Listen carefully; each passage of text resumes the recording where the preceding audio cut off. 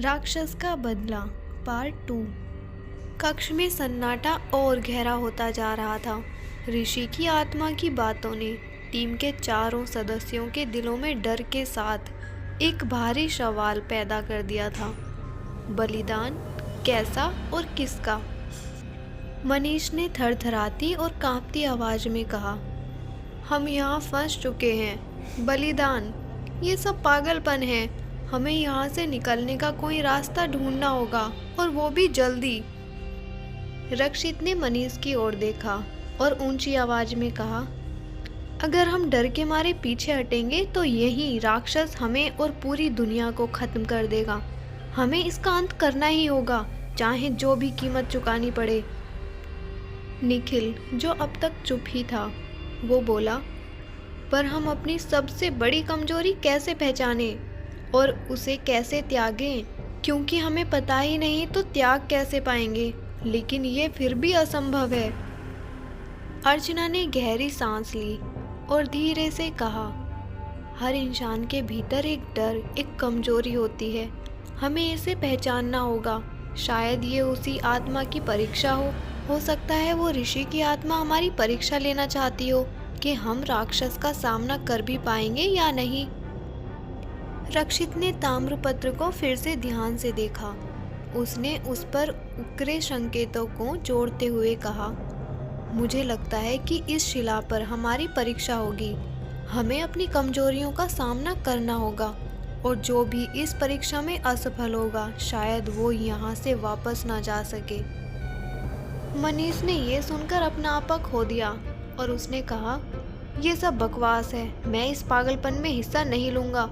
मैं यहाँ से बाहर निकलने का रास्ता ढूंढने जा रहा हूँ, और तुम यहीं पर भटकते हुए अपनी परीक्षा देने में लगे रहो। मनीष ने उस कमरे से बाहर जाने की कोशिश की, लेकिन जैसे ही उसने कदम बाहर रखा, वो अचानक से गायब हो गया। उसकी चीखें गूंजती रहीं, लेकिन कुछ पलों के बाद सब शांत हो गया। अर्चना ने सहमे हुए कहा, मनीष, क्या वो मारा गया? रक्षित ने अपनी नजरें झुकाकर कहा, शायद वो अपनी बलिदान की परीक्षा से भागने की कोशिश कर रहा था। यही उसकी सजा थी। अब हमें और सतर्क रहना होगा। वे तीनों अब शिला के चारों ओर खड़े थे। अचानक शिला पर उखरे गए निशान चमकने लगते हैं और एक हल्की सी ध्वनि गूंजने लगी। ऐसा लग रहा था कि जैसे उन्हें कोई बुला रहा हो। रक्षित ने धीरे से कहा, शायद यही समय है। हमें अपनी कमजोरी को सामने लाना ही होगा। पहले अर्चना आगे बढ़ी, और जैसे ही उसने शिला को छुआ, वो एक अंधेरी जगह पर जा पहुंची। वहां उसकी आंखों के सामने उसका अतीत उभर आया। उसे अपनी माँ की आवाज़ सुनाई दी, जो कह रही थी, तुमने कभी हमारा मान नहीं रखा। तुमने अपने सपनों के लिए हमें छोड़ दिया। अर्चना की आंखों से आंसू बहने लगे। उसने धीमी आवाज़ में कहा, ये मेरी सबसे बड़ी कमजोरी है। मैंने हमेशा अपनों को पीछे छोड़ दिया, अपने सपनों के लिए। शिला ने अर्चना की ये बात सुनकर एक हल्की चमक दी और वो वापस कक्ष में लौट आई। वो कांप रही थी, लेकिन उसने कहा, मैंने अपनी परीक्षा पास कर ली। अब बारी थी निखिल की। जैसे ही उसने शिला को छुआ, वो अपने बचपन की घटना में पहुंच गया। उसके सामने उसका बड़ा भाई खड़ा था, जो उससे कह रहा था, तुमने मुझे मरने दिया। अगर तुमने हिम्मत दिखाई होती तो आज मैं जिंदा होता। निखिल ने रोते हुए कहा, ये सच है। मैंने हमेशा डर के कारण खुद को पीछे खींचा। मेरी सबसे बड़ी कमजोरी मेरा डर है। उसने शिला को छोड़ते हुए कहा, मैं अब इस डर को हमेशा के लिए छोड़ता हूँ। शिला फिर से चमकी और निखिल भी वापस लौट आया। और अब रक्षित की बारी थी। उसने गहरी सांस ली और शिला को छुआ। वो अपने पिता के सामने खड़ा था, जो उससे कह रहे थे, तुमने मुझे निराश किया। तुमने अपनी महत्वाकांक्षाओं के चलते अपने परिवार को भुला दिया। रक्षित की आंखों में आंसू आ गए। उसने कहा, मैंने हमेशा सोचा कि मेरी खोजें सबसे महत्वपूर्ण हैं, लेकिन शायद मैं गलत था। मेरे परिवार का दर्द मेरी सबसे बड़ी कमजोरी है। जैसे ही उसने ये स्वीकार किया, शिला से एक तेज रोशनी निकली और वो वापस कक्ष में लौट आया। शिला अब पूरी तरह चमक रही थी। तभी ऋषि की आत्मा फिर से प्रकट हुई। उसने कहा, तुमने अपनी कमजोरियों का सामना किया है, अब तुम उस मंत्र को पूरा करने के लिए योग्य हो। आत्मा ने मंत्र को पूरा किया और कहा, लेकिन याद रखना, ये मंत्र तभी काम करेगा जब तुम इसे पूरे विश्वास और बलिदान के साथ उच्चारित करोगे। अचानक से कक्ष में फिर से गहरी गर्जने वाली आवाज गूंजी। राक्षस अब सुरंग के कक्ष के पास पहुंच चुका था। उसकी भयानक लाल आंखें कक्ष के अंधेरे में चमक रही थी। रक्षित ने अपने साथियों की ओर देखा और कहा, अब हमारी आखिरी परीक्षा है, ये हमारी आखिरी लड़ाई होगी। राक्षस की दहाड़ ने पूरी सुरंग को हिला दिया। उसके पैरों की आवाज गूंजती हुई कक्ष की ओर बढ़ रही थी। जैसे ही रक्षित, अर्चना और निखिल ने उस घातक शिला से आखिरी मंत्र को पूरा किया, चारों ओर घना अंधेरा छा गया। ये अंधेरा राक्षस के बढ़ते हुए भयानक रूप को छुपा रहा था और उनके मन में एक गहरी शंका पैदा कर रहा था। अपनी आवाज में दृढ़ता लाते हुए रक्षित ने कहा, हमें ये करना ही होगा। ये मंत्र ही हमारी एकमात्र उम्मीद है। हमें उसे हर हाल में रोकना होगा। अर्चना ने डर के मारे चुपके से कहा, क्या हम सच में उसे रोक पाएंगे? ये सब बहुत मुश्किल और डरावना है। निखिल ने गहरी सांस लेते हुए कहा, हमारे पास और कोई रास्ता नहीं है। अगर हम ये कदम नहीं उठाएंगे तो हमें कभी शांति नहीं मिलेगी और हमारी आत्माएं यहीं दफन हो जाएंगी, क्योंकि वो राक्षस आज हमें जिंदा नहीं छोड़ेगा। वो तीनों बातें ही कर रहे थे। अचानक से कक्ष में चारों ओर हवा तेज हो जाती है। राक्षस की भयानक आवाज फिर गूंजी, तुम लोग मेरा रास्ता रोकने की कोशिश कर रहे हो। मुझे तोड़ने वाला कोई नहीं है, कोई नहीं है मुझे खत्म करने वाला। मैं अमर हूँ। जैसे ही राक्षस का रूप पूरी तरह से स्पष्ट हुआ, उसकी आंखें लाल और जलती हुई दिखाई दी। उसका शरीर काले धुएं से घिरा हुआ था और उसके कदमों से पूरा वातावरण कांप रहा था। वो धीरे धीरे उनकी ओर बढ़ रहा था। रक्षित ने पूरा मंत्र उच्चारा, लेकिन उसका असर बहुत ही कम था। राक्षस ने हंसते हुए कहा, तुम लोग मेरी शक्ति को कैसे जीत सकोगे? मैं सदियों से इस धरती पर हूँ और तुम्हारा छोटा सा मंत्र मुझे नहीं हरा सकता। अर्चना और निखिल ने डरते हुए देखा, जबकि रक्षित ने संयम बनाए रखने की कोशिश की। तभी मंत्र के शब्दों में एक अजीब बदलाव आया। शिला के नीचे एक गहरी दरार उत्पन्न हुई और वो दरार तेजी से फैलने लगी। अचानक शिला से बहुत तेज रोशनी निकलने लगी, जो राक्षस की आंखों में सीधी चमक रही थी। वो चीखते हुए पीछे हट गया, लेकिन उसका भयानक रूप अब भी गायब नहीं हुआ था। राक्षस की आवाज और भी तेज हो गई, तुम लोग समझ नहीं रहे हो, मैं तुमसे बदला लूंगा।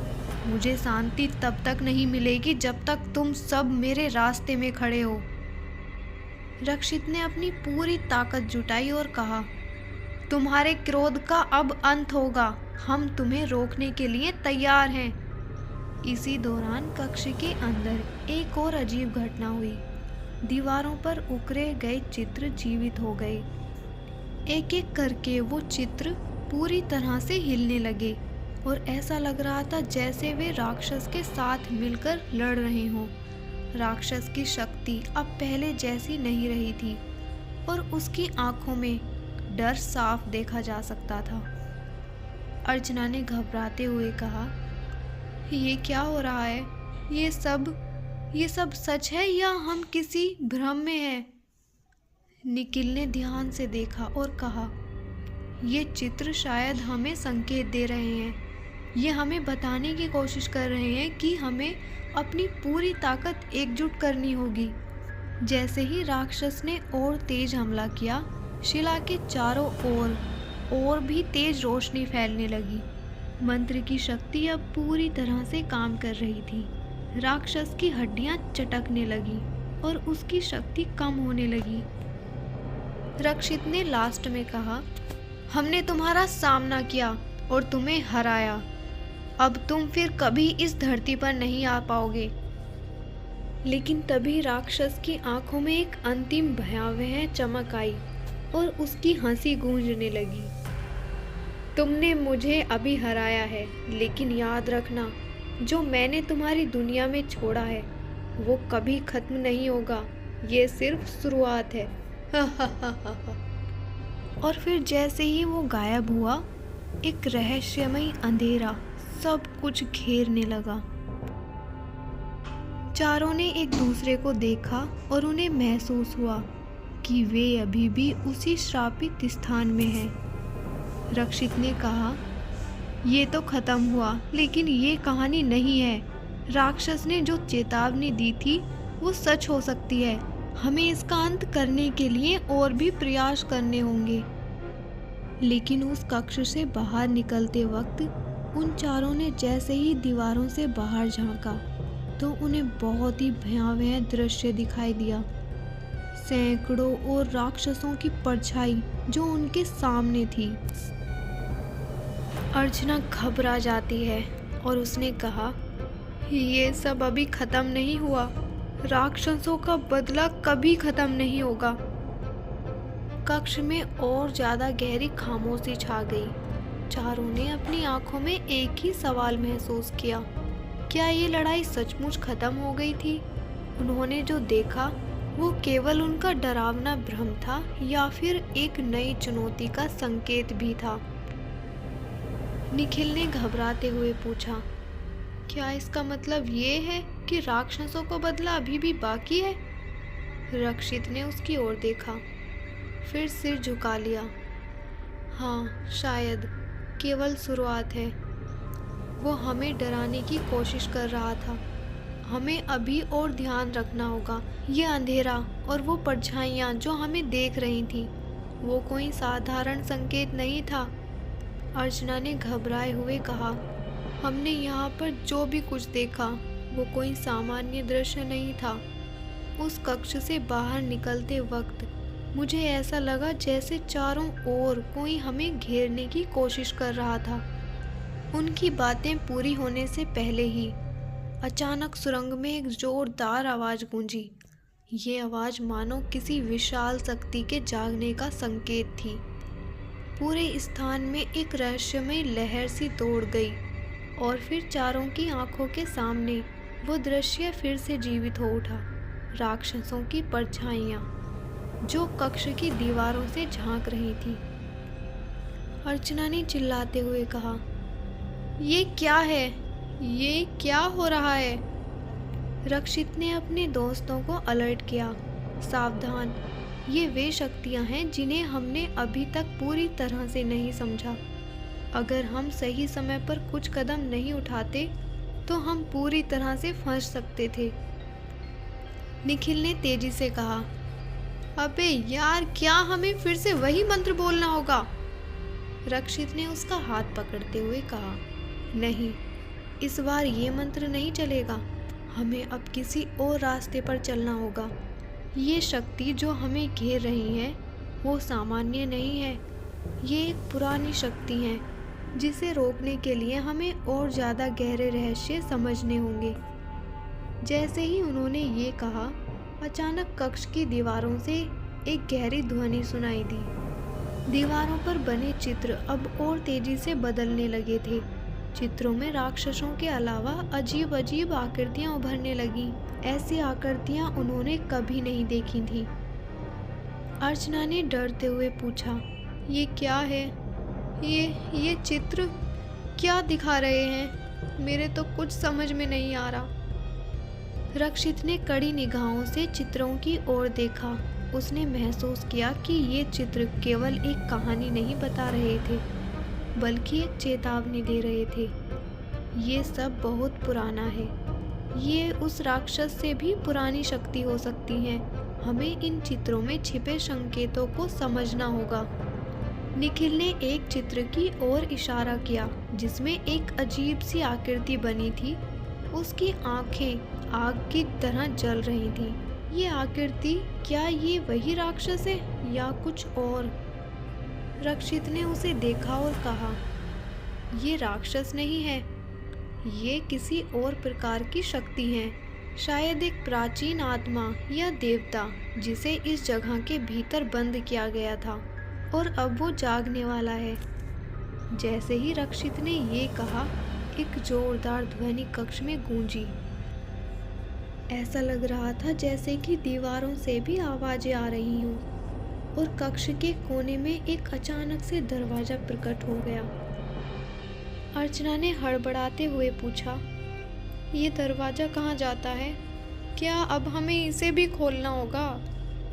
रक्षित ने धीरे से कहा, ये वही रास्ता हो सकता है, लेकिन हमें पूरी सतर्कता से काम करना होगा। ये सिर्फ राक्षस का बदला नहीं है, ये कोई बहुत बड़ी शक्ति हो सकती है जिसे हम अनजाने में और भी मजबूत बना सकते हैं। इसलिए हमें कोई गलती ना करके सतर्क रहना होगा। वे धीरे धीरे दरवाजे की ओर बढ़े। दरवाजा खुद ब खुद खुल गया और सामने एक और अंधेरी सुरंग नजर आई। एक ठंडी बर्फ जैसी हवा वहां से आ रही थी जो और भी डरावनी लग रही थी। निखिल का चेहरा डर और थकान से उभर नहीं रहा था और उसने कहा, ये तो और भी डरावना लग रहा है, क्या हम सच में इस रास्ते पर चले? रक्षित ने सिर झुका लिया, फिर कहा, हमें यही रास्ता अपनाना होगा। हम जितनी देर करेंगे राक्षस की शक्ति उतनी ही बढ़ेगी। सुरंग के भीतर पैर रखते ही चारों को एक अजीब सी ऊर्जा महसूस होने लगी जो उन्हें पहले कभी नहीं हुई थी। एक बहुत डर जो उन्हें घेरने लगा था। मनीष, जिसने परीक्षा भी पास नहीं की थी और वो अचानक से गायब हो गया था, उसने डरते हुए कहा, यार इस बार मैं गायब नहीं होऊंगा, बल्कि मुझे तो लग रहा है इस बार मेरी बलि चढ़ के रहेगी। प्लीज़ तुम तीनों मुझे बचा लेना जैसे पिछली बार बचाया था। मनीष अपनी बात को ख़त्म कर भी नहीं पाया था और वो फिर से अचानक से गायब हो जाता है।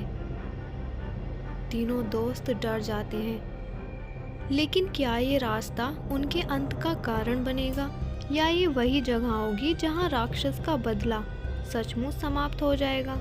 देखने के लिए नेक्स्ट एपिसोड का वेट करें। Thanks for watching.